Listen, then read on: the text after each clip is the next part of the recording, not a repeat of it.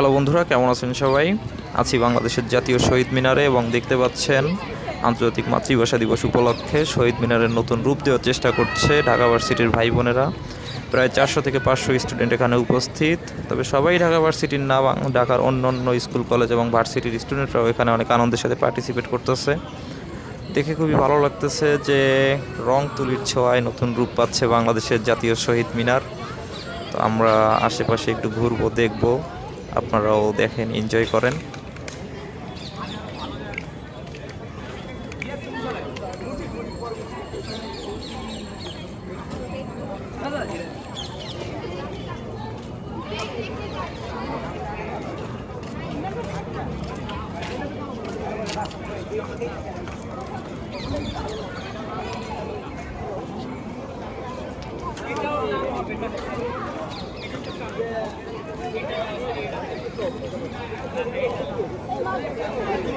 এখন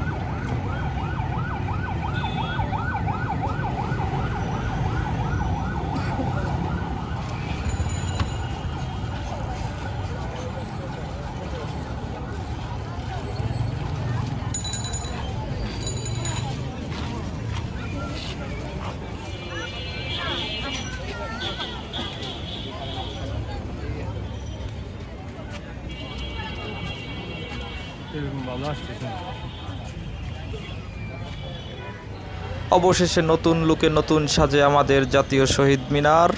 আজকের ভিডিও এর পর্যন্তই। সবাই ভালো থাকবেন, সুস্থ থাকবেন। দেখা হবে পরবর্তী কোনো ভিডিওতে। আল্লাহ হাফেজ।